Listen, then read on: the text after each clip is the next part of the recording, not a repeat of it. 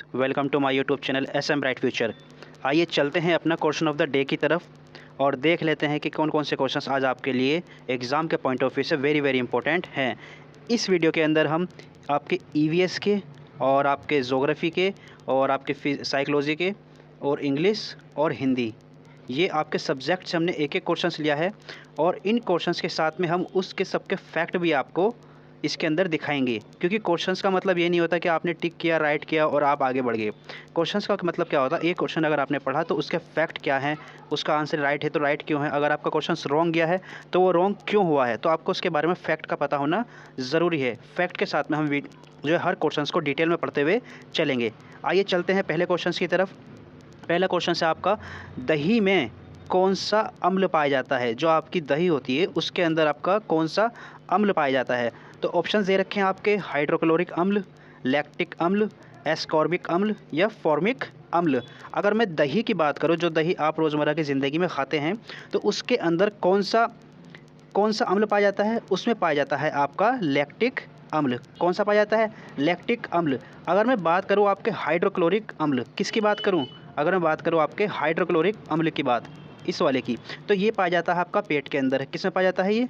ये पाया जाता है आपका पेट के अंदर। हमारे जो पेट होता है, स्टमक होता है, उसके अंदर ये पाया जाता है। अगर मैं बात करूँ एस्कॉर्बिक अम्ल की, तो एस्कॉर्बिक अम्ल जो होता है आपके खट्टे जो फल होते हैं या आंवला के अंदर, किसके अंदर?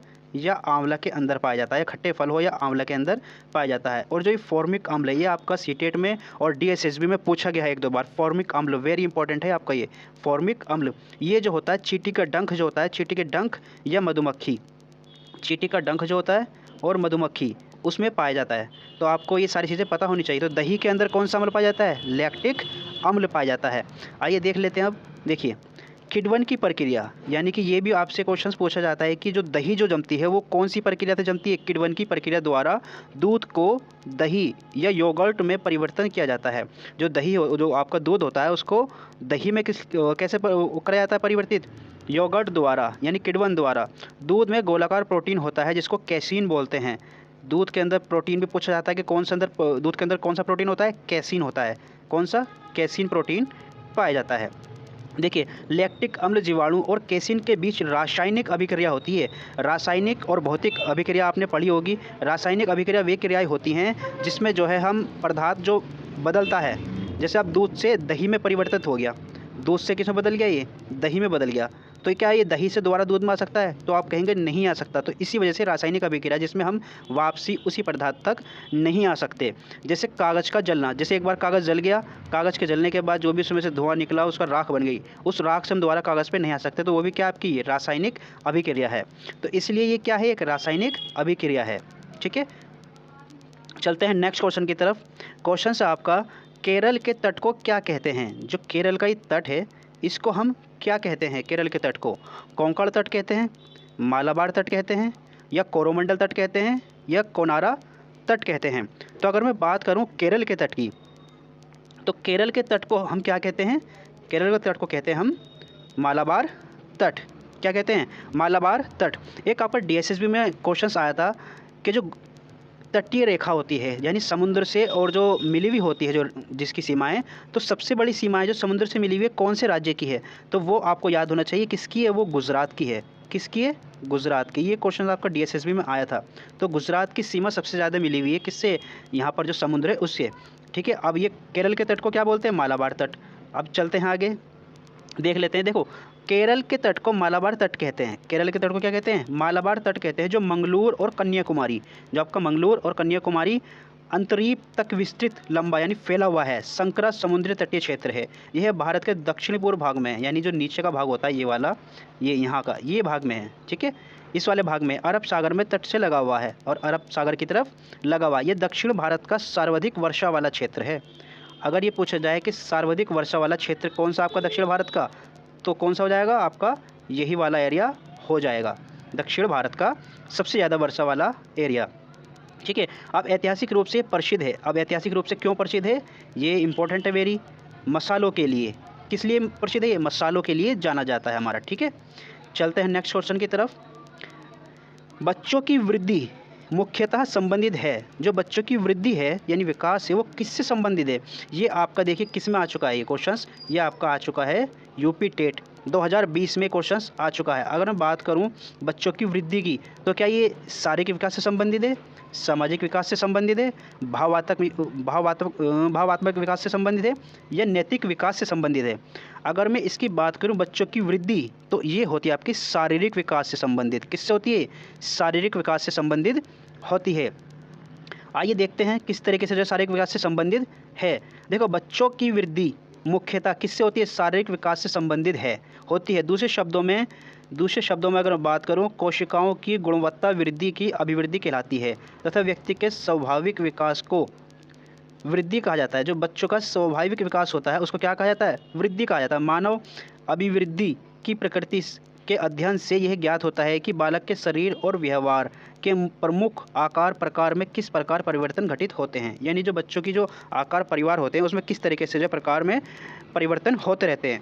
गर्भधारण से लेकर के शैशवावस्था, बाल्यावस्था, किशोरावस्था से होते हुए प्रौढ़ावस्था तक पहुँचने के दौरान व्यक्ति के विभिन्न अंगों के आकार, लंबाई तथा भार आदि में आने वाले परिवर्तनों को वृद्धि कहा जाता है।